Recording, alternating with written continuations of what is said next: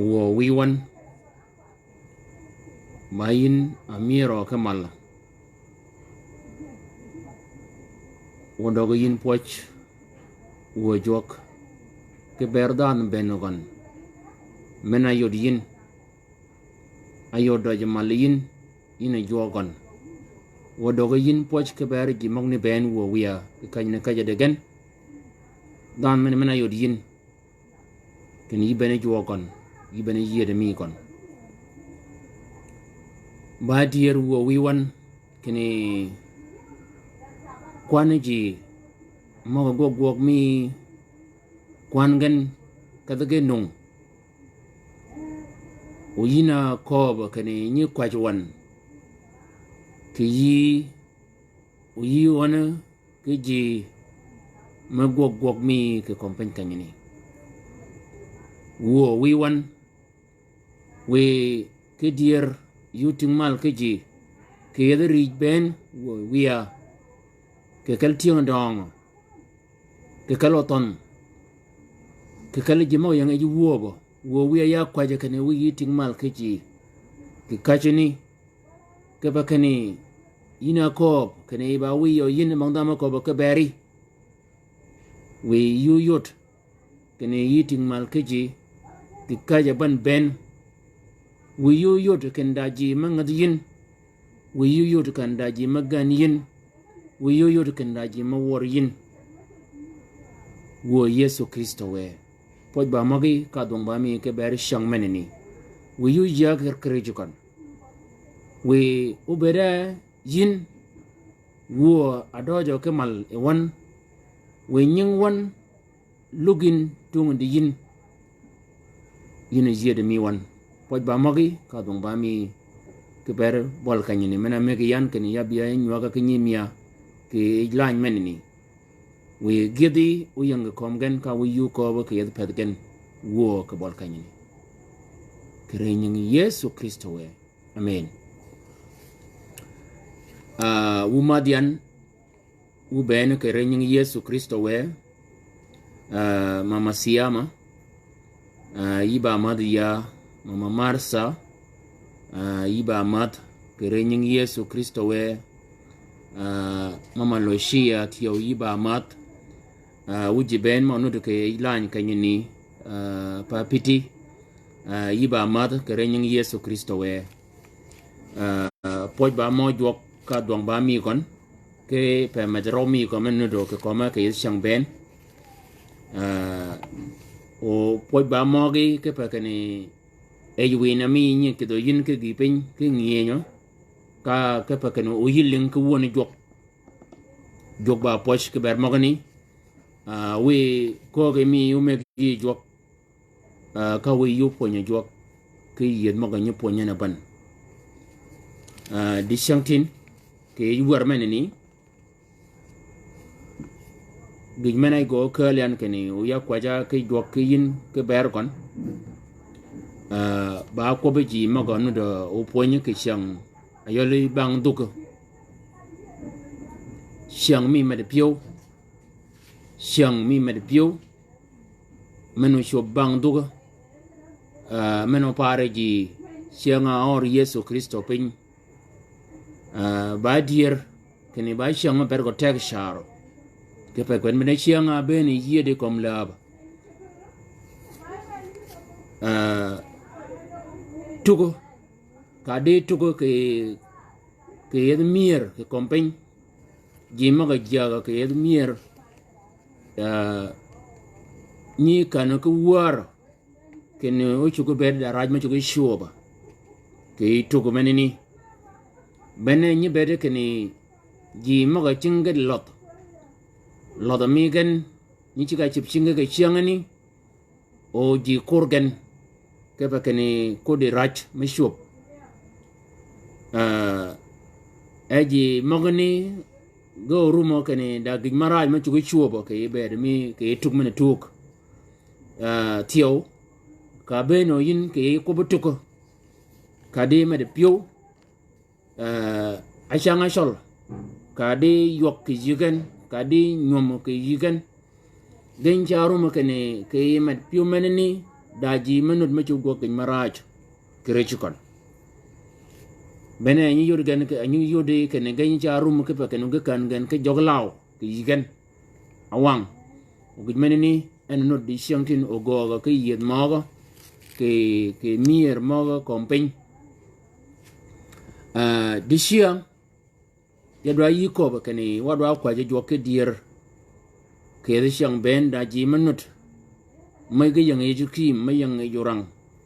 ke ka ja ber ke ban ben orang yit go ngenyo de kwa jwa ke jok ke shang go dak mana pot ya chole kal ma de poch ma do ke jok ge do ke poch jok ya nengen ya chole gen ken yo bi ya nywa go ke gen ke wodo mi poch jok mena go gen ke kal ya ka da kunini ka wodo mi poch nyuag yan ke gan de ke kanyini ke shiangani da gipen maling yan ke kanyini ka akana ke mido ke piwa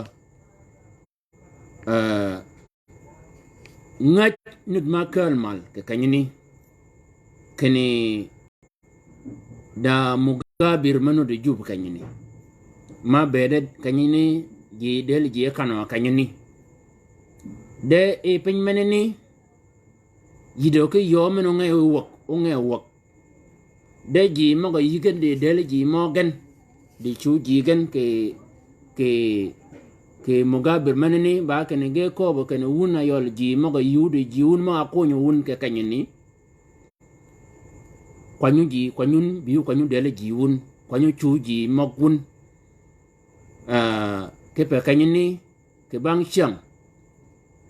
ba meno wech ogo ba kan me chu ger me jo bedo me ba ka ji goda ger menini ba mugabir de gijmena ngajo kanyini ba kenu obet eda da shudan menu kal wak ke mugabir meneni o kal o kan ke watan mi kon ke jub kan meneni ba yogich ke chol ko de menne ke ndana pa da kanya pa den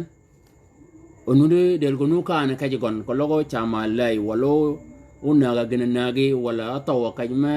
ka de kana kuna kali de dwar ken o gencha ka ba kelab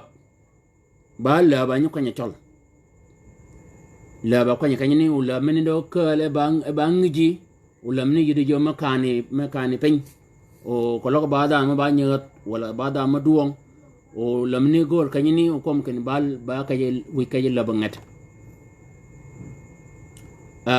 tiyo koba kan del dano ki chol kanya bere gacha kuny kanyi kunyigen ke kuny migen kaum buro ka ko kuny bur chi kaum ge wot pin bur ni chi ga bo kede bok o dan kanyini kidu kanyini o kanyini dogo mon o la mena ka la mena do kaj gon la e kanyini la pada kanya bong del dan kaum bu ga konya ki chol ki yo mena kunyigan kaum bu ga konya o ge wot pin o ga doge gol e god kanyini o dan kal o kid kanyini a del dan kid kanya gol o kanyini dog tik ke ya kiri o ka rumen ke tik o do ke lab kid ke ya bobi o piel ke fakani del gon ko bera ko mo pod laba ke bol kanyini o gijmene ni go geno ka ber jama yow e ya bero ke wangani e da jop menye gol ji wok ke do or moken dan mana ko ni go nyu ga jo ke wangani a jop maga ni kom ga ba jog yen joga ba joj ke wangni tiyo da gijmego ma wi ke go ga no ba ke ni do ton menye golo ke orji de ba ke ni del dan gwada kuro ke yigen ke fa ken ko chamelai menni ba gije men nudo ke e kuong mi chol ke ben mi chol ke ko ba kan del dan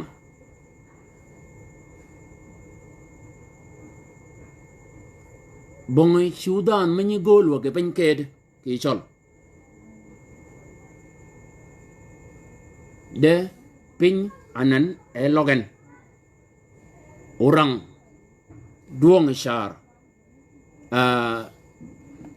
menini gijmena gogen bangiji kene wun ayol widong wadi chol ben ke nyole chol maga ba widong menini ke ber wun ba bol kanya arumun kene de kologa ji magu wun maga delgeno maga kano shugan golo wak ogay yide ke yoma kunyen ke yede kalgen maga ngewgen ango ogogo wun ke ber magani anan daji ma delge kan ke pajmene chola new site oka kadi kanyini agog eba kaye kanya nyima gege pin kanyini agoga kanya ni leng jama chot ji laja wudu orji ji piela a wudu orji ke kanya cholo a new side men nyikan deli ji nan manini tiyaw cha wa ke nyudo kene da chang mer mano bi kanya kan deleji ke kanyina nan da chang mer mano bi ka dana meg oko wa kene wuna di yude ji ke kanyini kalu ji wun ke pa kanyini da gimda go ke bergon menini ba gijma kan ke mi do mi piu uba gijma nyudo wati wa ayology maga poni ke wona jok kene ji maga ni chungo anyi bedo ke bola ke chiang jok genu du ponwa ke yo mena awor del dan gijmana agog ke jub kanyini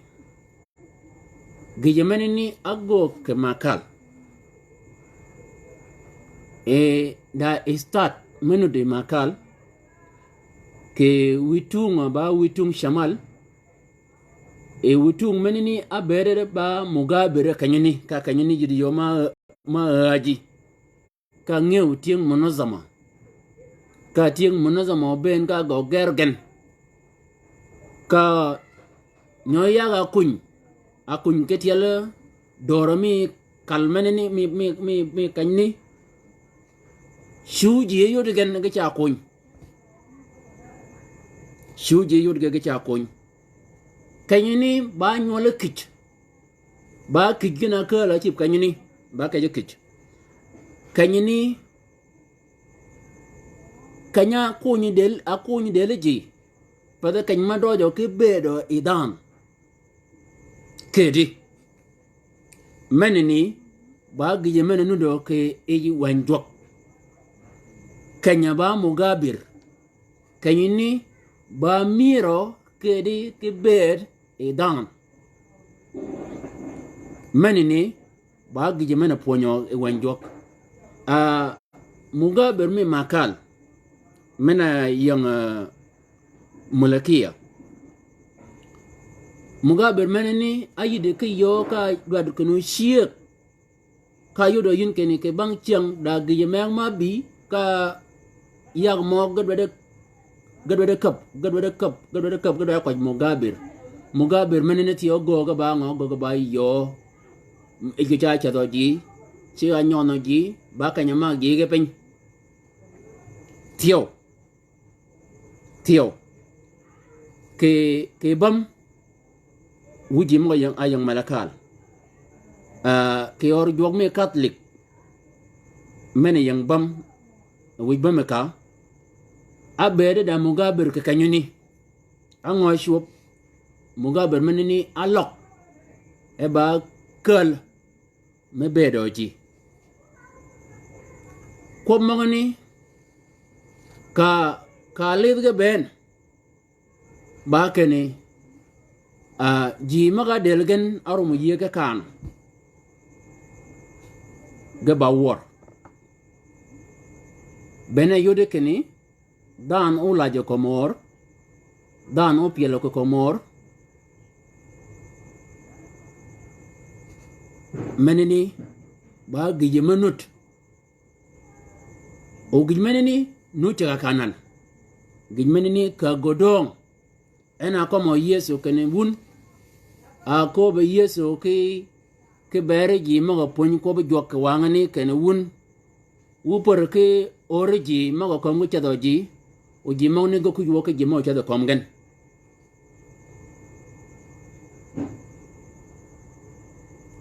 Yesu Kristo we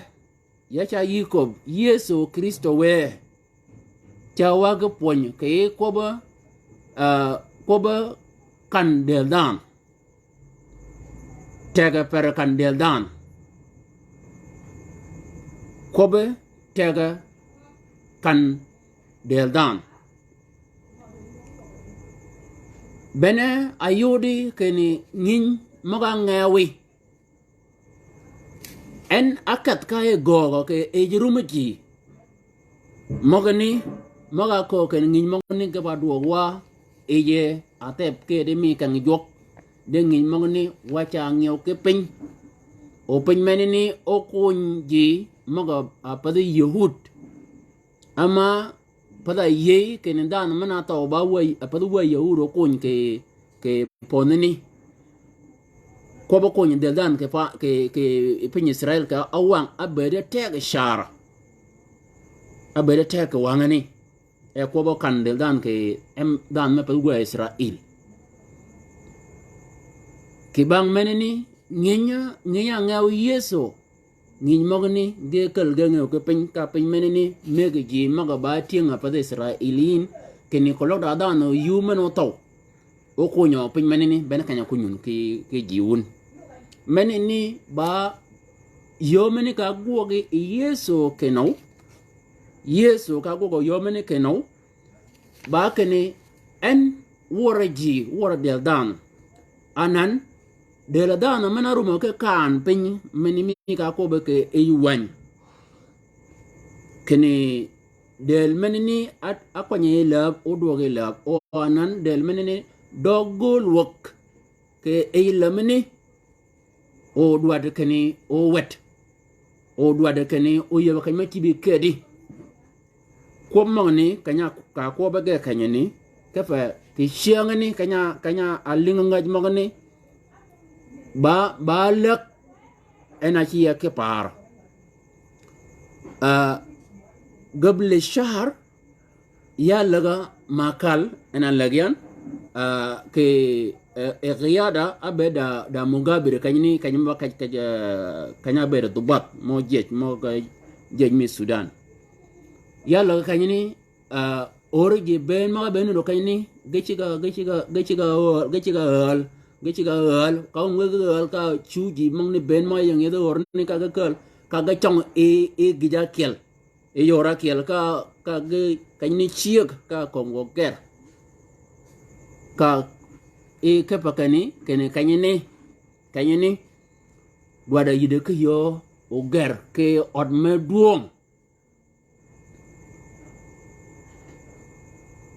duong ber ken ger kanye ni lag mogni gena parian ke kob mokalinga gen menini bagi pen me kaniki midi pio ki dan kologo wa adok ne wadwa kel sudan wo ke pen o da shang meno bi mo kan de le penini o beda dingo wo kwaje jok ke ber je ben mo no do ke e port o gerum gen kene del dan mena rumo ke kan wada war del dan mena mo ke kan wada war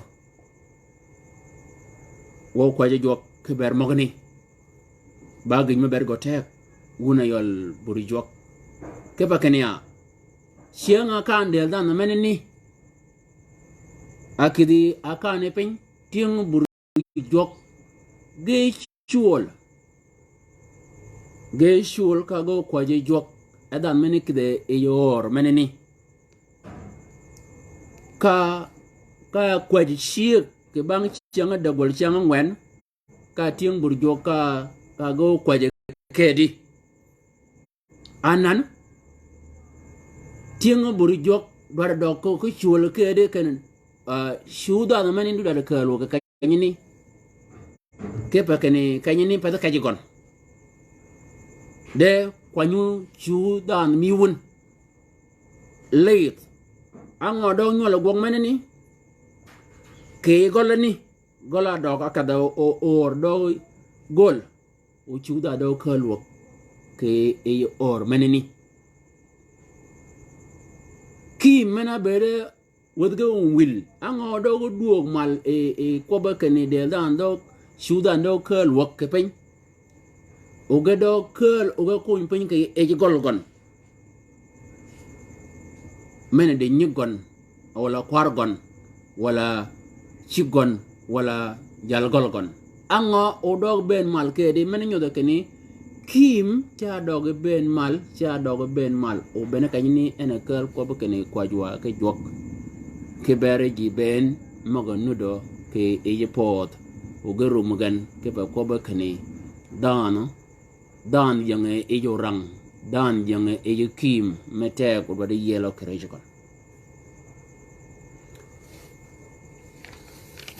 bayin wo wi won bayin ni logon bayin ni kun bayin ni lok bayi na nyi yeleji yina ba yedi wo wiya ya kwaje ke bol kanyini kene lidi komwan ka wo yele yin ke gidmena pa de wonen ke yorang mena de wonen wo jwok yel won ke yorang meneni yel won jog won ke yorang meneni ya kwaje wo wiya kene lidi kom pod one men kawo yelo yin ke gina podwen ke pakene meneni ba orang metek shar ba mi de pio metek shar wo wiya Lidi common ka yel one in a job. Kaching way mogani in a Yesu Christo way. Ya kwajatia wo wia ke bare kal meneni ke kal magaporo ke meneni wo jo ke kene wo wia we ke dear you be lugan be shijigan wo wia ke gijmen ke pa kene ba orang matek shar ya kwaj wo wia tio ke bare ting do magonot gijmen meneni ko wo do gan ke gai de we gerum gan wo jok ji maga ba we dong ben we gerum gan ke magani ka we ge kunyi gan yo nga chon mal ke pen poj ba mage ka dong ba mi kreyni Yesu Kristo we amen wo de mi di shantin ba ko ba ponya mi bang duk 8 kudumi mena kit ba gwok awa wa kwaje jok kene kan jok gaincha ka bo ke ji me kel gen me kob me mir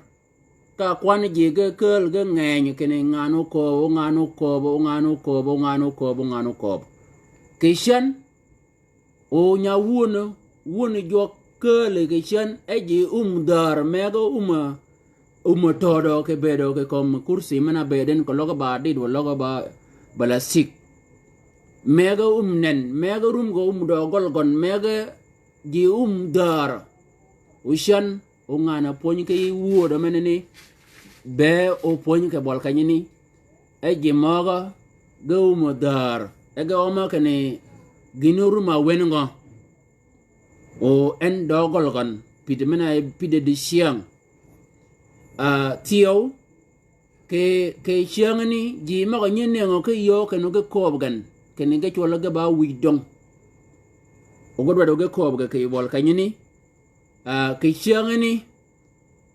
ke kwan ge moga nu do ngenyen kop moggen gene lingo o ton lingo ting dong lingo ji ben kop moga ni geno kada akoma elebeji kene ngada ko ba netin o nyanga da ko ba netin o ngada ugo ko me benetin o ngada aloga netin ge ja do ga ko manga ke sianga or yeso pen pa de wor mi gon ena kada beling ena kal o dogo ji ke lebgen de ji ni dogo ye lebgen e ji cha gut ji cha kwat ke ba kane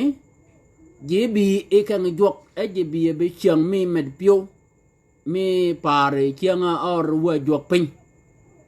de yo de ji cha ling ka gwat ji cha ling ke ko ma pa de dier ji cha ling ke ko ma ba yang ka chiken ka meneni ji maga bet e ga ben bi or jok ke chang ni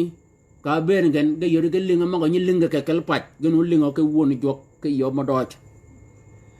de Yesu Kristo we ena yol jal chang meneni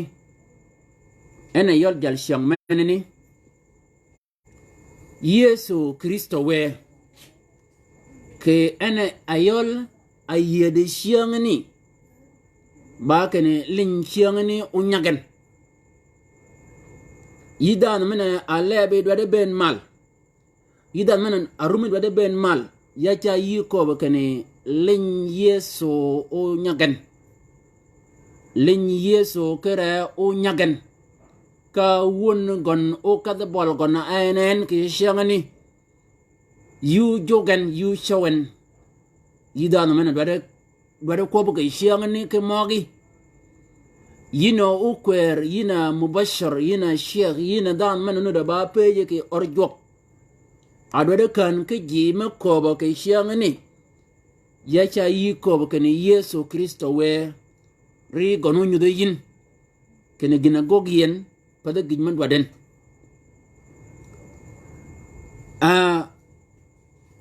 dait ma berenut menya gok ke tieng yehud ke run ben me chola edel fes e ke bol kanyine e Yesu Kristo we erun gon ba piar wida aryo e kada ke mai gon akada ge kada kunini ke Yusuf kiel kanya wodge kunini kanya tumi ishiang menini shiang mi mat pio menini e da Yesu ma dong e kan ka mai goru mukene eno bere cha kado ke ji maga ba wat gen keno bere wot bolgen de kanya kadan ayuden kene Yesu tok ka ge duoga Jerusalem e ka go yaba ke Jerusalem ka go magi changa de cha yap Yesu dala ke yodo yiken arum aben rum mo ge chen kende bale dwayen ke kan e kanya aben rum mogni akad ga ka de kan ayuru kon ebeda kaleji maga baji maga ni pon ga ko ba jok anyi pon ji maga ni kat ba pon ko ba jok e kanya ayuru gon ne cha ebeda kun wa ba'da salasa ayyam wajadahu fil haykal jalisan fi wasat al muallimin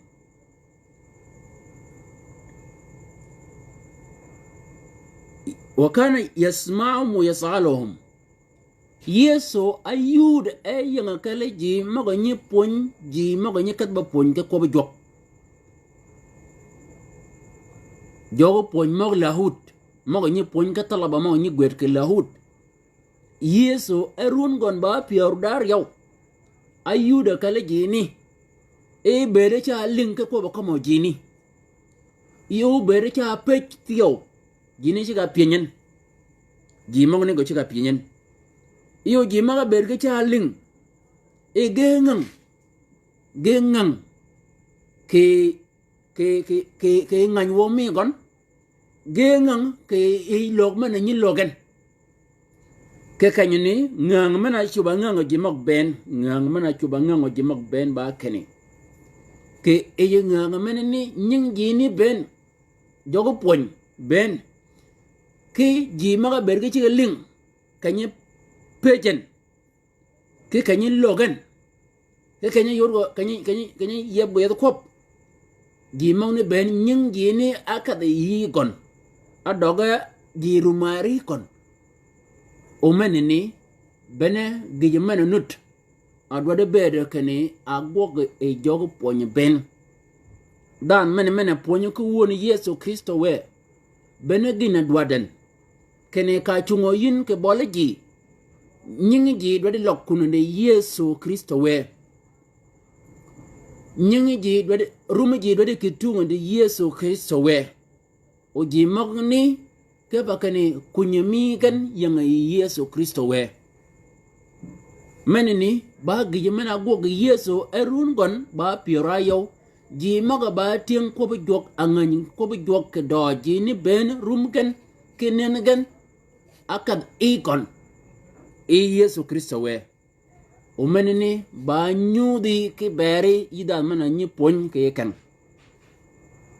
o ba nyudi ki beri tiyo ida mana kat ba pon ke chang mo yang bolian ida mana kat ba pon ba kene pon mi dwade kaliji ben o je kitgen tungo de kan ngo tungo de Yesu Kristo we bena gi mana dwat ke bakane ji magne ben kunyami gane yang Yesu Kristo we kidin log nyang ji kundi Yesu Kristo we log nyang ji we gerum ge krigon we gan ge ko ge gon ben gina dwat yi yina dan mana pon de ko logo yin yiba o kwer o yikan ke jal menut mayang ejmiri o kelin o koba ke siang Yesu Kristo we dana mana kelo yin ke no koba ke siang nien yeda kut me wa kut me da ji maman ka kut me tiyo o akut me da jama gogan ma piyo pedji ba met o akut meneni da ji ma tiyo mu pedgen o medo ke gon ke siang ni ka ne ke yo e yin ke siang ni ke no koba ke bolaji maga bi siang ni idangaji ke pa ke ne ji maga abayang ya kun ni ke siang ni ga cha ngun pin na ka gwat ga da men tiyo ke yede pedgen bene abede kenya ke chiangani ba mier yina yol okwer yina yol shek yina yol mubashar yina yol peje me kan jok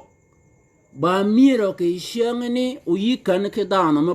ko ko pop me pa ko bi Yesu Kristo we chiangani ba chiang mena ponyo yin ji ponyin ke ko bi Yesu Kristo we ke pa kan Yesu acha ko bu kan ponyo ji ke ko ba kom yan ji maga bi kilan ga maga banan ge bi ga pe ga pan ka bole gij mana dwa do ke yi pada ke ni na lingo ke yi gan ge bi be ling ke yi ke wodo mana me gi jok ako bi gan ge bi be ling ko ba jok o ji maga bi ben ge bi ke ni ga kada or jok ba kwa jo ke jok ge kada be lingo ke woni jok ena nyi do yin ke kwa che mana nyi anyi kwajwa ka bere wacha cha ka ne wo bi or jok belin kobi keling chwagi belin chwagi ke belin kobi ke lajin ke wor jam ne kana dak chwagi jog ling gen war geling ka bol ka nyini ka wanda no or jok ngana wan or jok achang ba gat wala ba dan yo ne kanya ko me chol adege bi ben or jok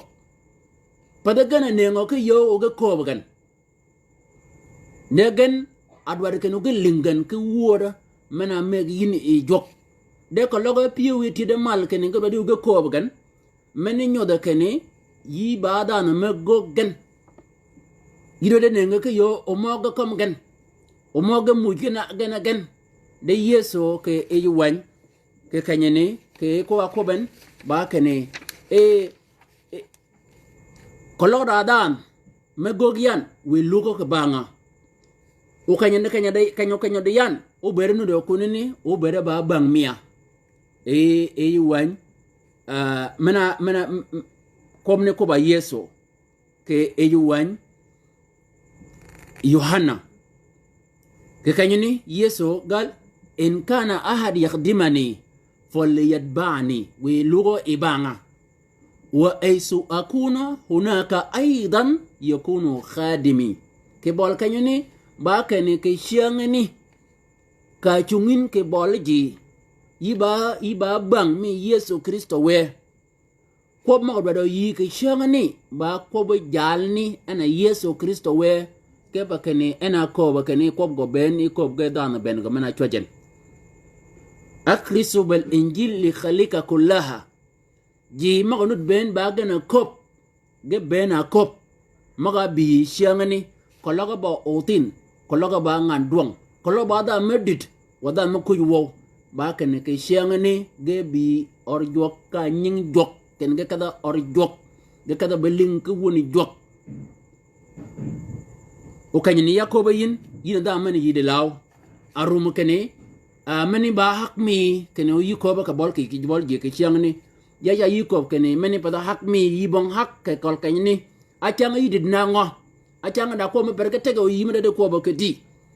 pa da ka nya ko mo gi yin pa da ka mo gi chiang ni ba chiang da ke yi ling ang ko mo jok chiang ni ba chiang da ke no o won gon be da en ling o ji de pa mo gi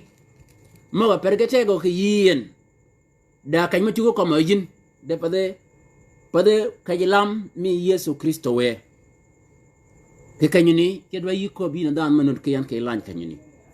kene kwajwa ke jok ke pakene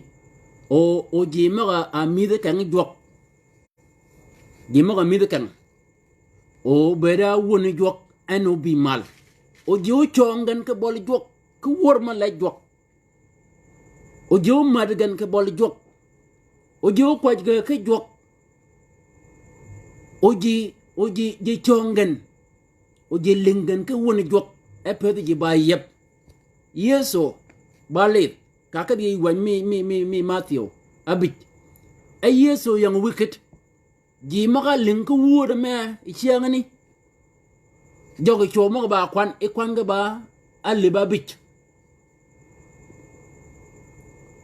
ba ling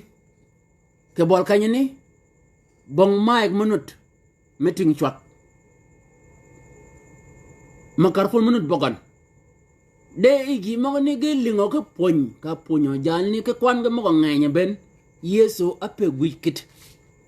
ka dana ben gon ka yigo kenen je ber ke cha link ke ko ba comment je ben yidge kenen ge link ko ba komo yeso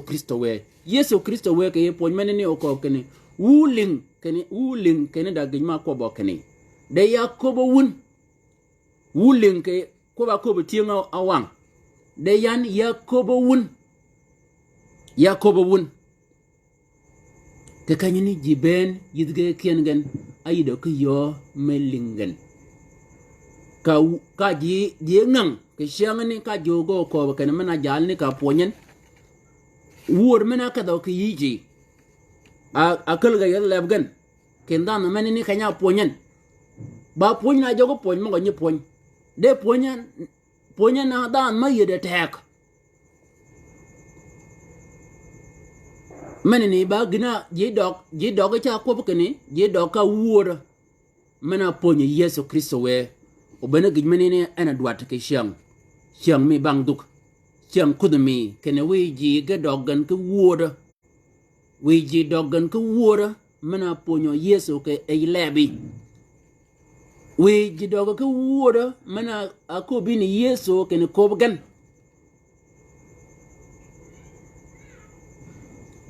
men ba gij me per ko tek kene gogin daid mekedi daid machola edel mazal yesu abi ke kanya wode menini de diegon kanya wode menini de diegon ka yesu uchugo ke ponyo ke kan achago karang ke wen ke boloji ka achago ke pony ka jogo pony ben maga benut ke wangne ka ga ti anganga ke ye ji maga rang ke lahut ke wangne ka ga ti anganga ke ni yesu wen dog nganye di onu ke lahut pada kana ked o mena en nuru ki dorgwet wen lunge ke ranga di o ko ba yang wen lunge ka madingo ke kanyene kanya arang wanyo yeso ka lobo wan menene tiyo owen padadan marang ke lahut o padadan ma ki dorgwet o be yeda shahada be ken ngan ken baja maga di de korgwet ko jo ma poni korgwet nu ki dorgwet nu rugwet ke pakane NIE go ke jam ben maga nen ke maga banen ke chiangani nyingi ji ben maga rang ke ko bi jok angan rang angan gwet a pon ke ko bi jok nyingi ji ni ben ge logan tungu di en kendana meneni woluden dana meneni dagi meng manut nyingi ji ni ben ji maga peche ke no nyingi ji ni ge dok ge umari kon o meneni ben gin dwat kene kere didami kere nganyo womi gejamana duat ba kene nganyo womi ke didami benugon we gina gogan we nyingi logan tungu de yesu kristo we oban gijmeneni ana gogo yesu kere ngo kere dier mi it meneni tiyo ke shan mi it kanya tu mi chang it ni mi ka bere kene it mi kud mi mena kadwan ba chang angwen yeso ke chang moga mene pio meneni yeso achungo ke bol yai ben ke kan jok ka chwa go tinga mal ko mo yodo yin ke wan mi john abirio kwan mo nyinga tan piara yo wida birio وفي اليوم الأخير العظيم من العيد وقف يسوع ونادى قائلا شيانغ با شوغي شيانغ محمد بيومنني يسوع أچون ka chwa go tingen ka ko kene wun ya gol kologa dada me e de od we be ya umode ke pi ji ben mo ga de od a chulen yi gon ba ke ne bi ya ni ka ko ba en ke e yu wa mi Matthew piaru da kel kwan ma nyotan piara ya uda bidak kene biu ya wuti nga tiede ke jamma ga pege ben kanya ko ba en ke no ba ke ne nying ji ben mo ga de jamma pege me tiede gen gina ko ben ba ke ne u ben biu ya nying ji mo ga tiede jamma pege go lu ko ndien o mene ne ben ke ne duat gina duat Yesu Kristo we akobe ke e shang magane ka tumgan ako kane bu ben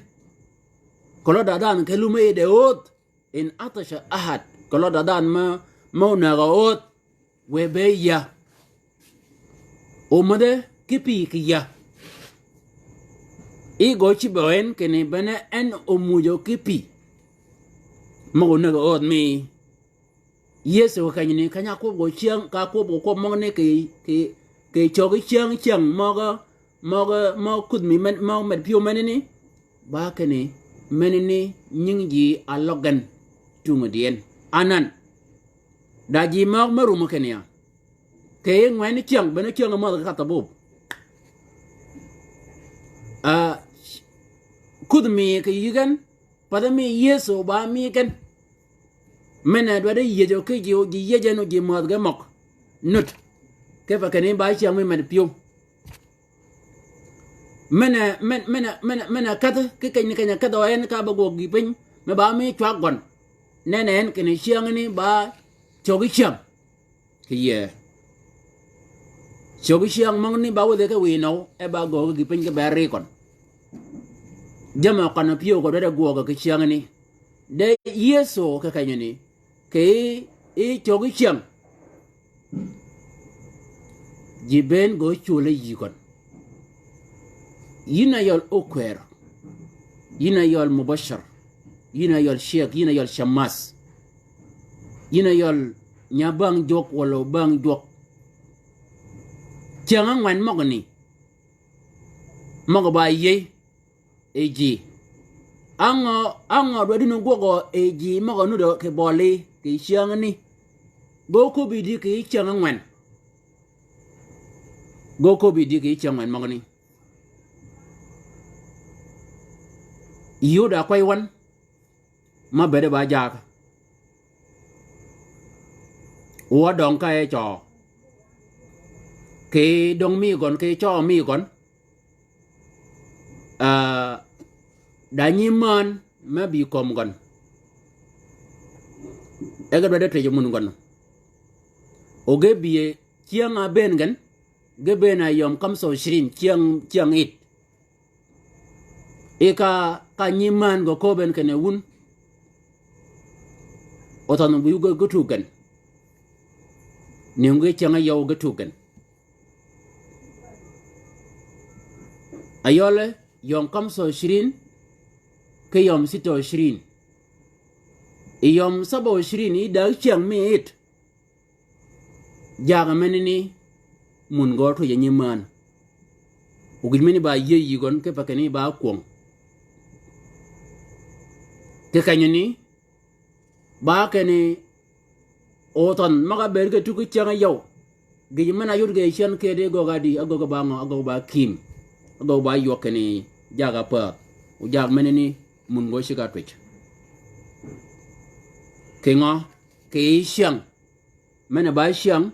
mena de berge ni nyingi lago tungu de jok u gi meneni en ni go nya chan 2013 jama chub ke poden kudumi jigo kudumi ma cha puot o nying ji lok kun de ma mo yong o je pan ga tade pen ke bakani nying ji ba do ga lok tungu de ga yang ga tungu de jok oton go do ke no o nyingen ko be yang tungu de shang maneni nying oton o yang tungu ni jam magir nut man do log nying ji rigen ya cha yi ph chang ngwan magani ma bi bolen yom kam so shirin ba ngo go ke gon gijmen go go yin e gon ba gijmen mal jok ke yom sito shirin ginu go ke gon ba ngo ba gijmen mal jok kajo gima go kemin kajo chadi ben ba chi bo yi nan kene siangane ke chiang wan mang ne ben kemen o kemin ke kemen o kemin kem meno kemin ke kemen o kemin bango aba chibo ke yogo ke siangani yudo anyo do ode mena ba pet yudo anyo jamari ma nyana nyudo nyudo ji wala yudo anyo do joge ji amena ngod wadi oyoro ji kanyo ben gan goli am ango adwadi no yodo ji ke kanyo ben ji goli ke siang mo ne kana ngwen ango wadi uli do ji ba jogo wadi uli do ji jogi en wadi uli do ji wala yido do keno jam mo yang yi yide yo mele ge ji a ango wadi nyudi ji ke siang ni yo pet odi yo arugin yo aru nyoli jam ri ma gogin ango wadi nyudi ji ke siang ni yeso cha ko kene wadi be da en nyudi ji ke siang mo ni ma ba siang mo ba mo gon e kanya dia kanya ni da nyang tet ma pijan kene mal jok mena yino ben melad mia yino ben o yino kan ka dia otin yeda wono bich yanu kat siangni ke pa awum ge siangni yada pon ke bol kanya ni o bong gijma kalian ma mujan kene mene badi ame mene megaen ya pijen otin ya pije keno kene yeda no de benin e siangani ino ben be in melad mia o adi mia gonen men botin kologa in melad ba mi yesu kristo we nyingi yang gay gon ke jam gogin we jam gogi ben we nyingi logan we nyingi kat gay joge manini we nyingi kat gay joge manini bagi me bergo tek o gogin ke chang ma bolen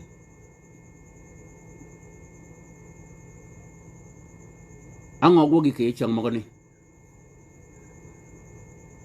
yu cha be ban nga nyole ko jojo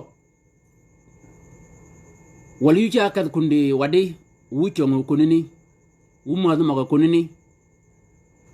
ango gogi ke chang ni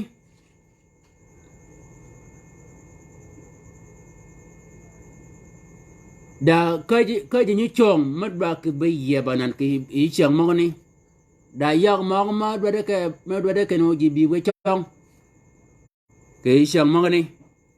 ba ngo go ke chang li cha ka be chong wo li cha kwa ji jok ko li yu ka da be kem ke kem ne ke min ba ngo ke lo yin ki be kom ke kem ne ni yu ka da be kwa jo ke ber ji mo ni wala ngo ki be go ke chang ma ni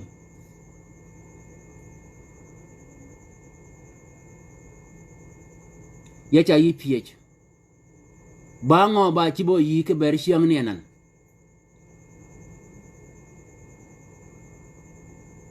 ba duang go do li do ji wala ba ngo do li do ji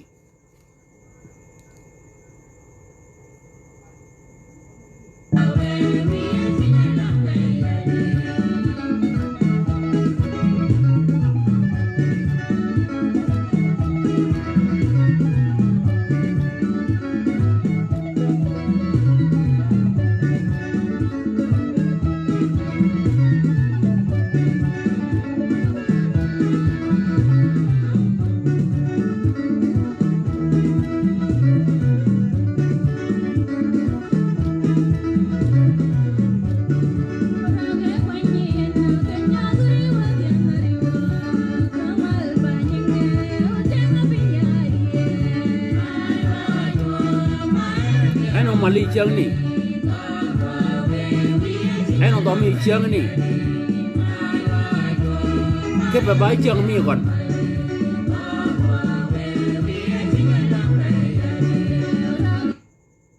ang ngu ke chang ni ama chang mani ba chang mi kon pa de chang mi ba chang mi kon ang ngu ke chang ni ke ber kon jala chola Herodes da chang ma go ba chang ma par go chang a or anyoli ke chang ni ba jam go gan bai go anyu den kanya chong nyantin ke bol gon ka cha jiet ka cha moch ka nyane chi ke chol ke ne yin chude ke gin chol ya changa bu do mi la go mia cha we ke yin changa bu do mi la go mia cha we ke yin e nyantin men kanya chuden e chol wi jon e jal ni kanya yodu gon ke ne ba wi jon na chol o mena en ma ba o ko ke bor ya men ni ken ginu choli ya ginu choli ya cha we ga yin e ka fa nyin ken ama en a ko magni abok ken en u yar ko lo gin ba gogan ade ma ko we ken do wi jon e boga ken ke fa ko yar do de go ji ke gijmen obera en ko moji ke mena gat meneni ko banyi ka leb ko banyi welen duade ke no obera en akom en akit ba ko moji en nyingo kom ke mena gat meneni padanga tung wala bon badan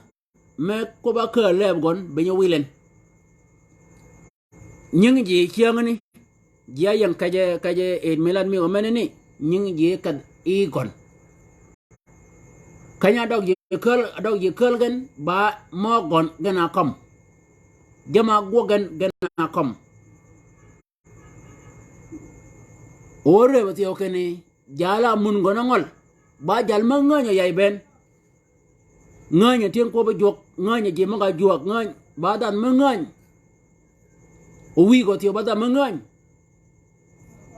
ka jal ni ke chiang ni ka cha do ga en akomoji en nyingo yang lebeji ango onyud yin ya cha yi ko ke ne ba ngo chi ke nyud ke chiang ni bana gin mane cha yi ke ph jal ni ugud go chi ke ugud go na chi ke lan ugud ji ga mi go ga lo nya ke chiang ni ke ba ke ne ba gin manu do ke be de mi gon ugud go na lo nyen bango onyu do yin ke chiang ni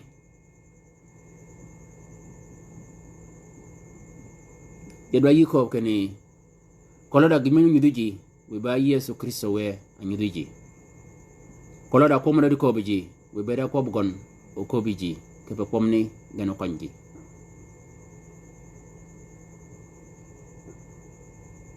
we wa kwa do ajo yina wo wi wan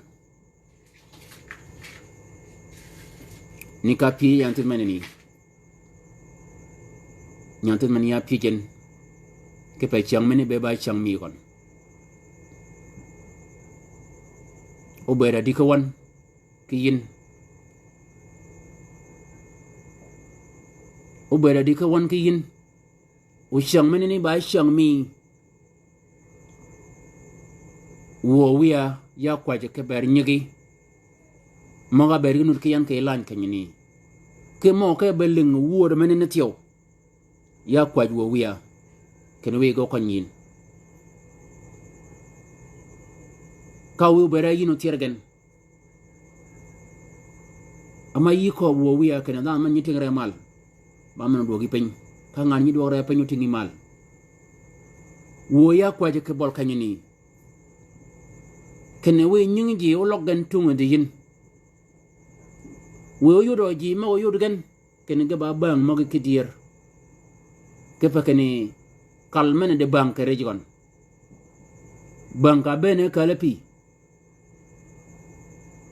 ba dano mena chingo goga na nyibi mal rumu je yanga kunde dano mena ni dano mena chingo go bang mena ni wo wiya ya kwaje ke bargon kene jamni jama gogan yo mena gogoji yo mena ko ba keji wo wiya ya kwaje ke barji magoni wo wiya kene wi ubera a nyingi ologe e gogmene ne tunga de yin ama ba gwede kene nyingo ben wada bede yanga tunga de yin jogwan ya kwaje wo wiya kene kurdan manut ke kele ji ma nyilingo ke wo de man nyime ge yan kurdan wo wiya manyingon loganiya wo ya banye ke magoni ge mana kwajan ke yi ba ken dan mena nyilingo ke woda mena nyimege yan we nyingon yanga tungu de yin ama ba gwado ke wan ke wada bere nyingo ben yanga tungu de yin ni jok mi won kologa lingo ke wor menyan we bere yino pojen ko kene nyanyal ni ngan pon do bere yin wo jok o pojen kene ene ko bo yin ke leba wo we bere yin yanga lebon we bere yin angadan kene manene ba gina gogin ke ya ba yina gog ba yina poñ ba yina a nyudo ke jama nyodi yin wo wiya de padiyan we nyingi je ben magone we lingi je magne ben we ko ba kom ga ben wo jok wo bera yin ayange lebgen kologo da wor melingen we ko ba kene akobo yin ke leba kologo da tong we ko be we ko be kene ena ko be akobin ko kene yana ba jal tong de we yo de yen kene ba yina ci tong a tong yi maga tong yen wo wiya we bara yin we nyingo yanga tungu de yin joga ba poche dogo yin ke ber ji mangni ben maga leng wor menene we yu goga kere kan jok ya kwaji wo ke de ke ber tieng dong maga no de ke portman wo wiya de ko ber ni ji maga ber awang aye kene o orje gaji nyon orje gogo ba yo wo ya kwaji kene yab nyingen ji maga no de ke portman ni yile gan kene da chong mano bi mano kandel gan e pen menini wo wiya we musule meni go kwan gan ke dier iba jonga ba jog dier anan orje pa ngo ke makal orje magne ge pa ngaga go ba kaj me bud anan bong dama bedo kanyini i makal menini jok chuji ke lo ke e do organ ka kanyini ger kanyini na bong dama bedo krejgon wo wiya yeb nyingon ka ne ngoge pio ma woron dele je ma mo ka kan poj ba magi ka dong ba mi ke beri shangmen we nyigi go tingi mal we nyigi utugi mal we go gogan ke pe nyigi wo ina Yesu Kristo we amen waru makanyene wo chung kanyene gedo jok obero ko won wo shengi de kede Papidi Merry Christmas uben ucha ko bia kene Merry Christmas we uneng jok ke Merry Pio mi Christmas mi kon chianga ore pen we Merry Pio mena kelen pedo ji ma ba ko idiek ke Merry Pio men ka wo wil ken do ton ma chugo diek ke cham ka wo wil kene da ngur ma chugo diek ke cham we Merry Pio men no bi ba jago ke riun ke shang mogani we ujago Merry Pio men ni men nyakali Yesu Kristo we Merry Pio mena doga joga kala pod men law kaga doga pedgo medo we Merry Pio men ni ogoga ke hayami wun grace we Merry Pio men ogoga ke riun we goga ke re marsa we Merry Pio men ogoga ke re mama nyakome we Merry Pio men ogoga ke wuje ben mo nu da ba ne kanyini we Merry Pio men no goga ke riun gedo gon ke ta ga mi kon u cha da ku bun ben ya tabisa men pio mi jok u cha da ku bun wo ching yi de ke ta ga mi kon ni parian ke kwa ja mi men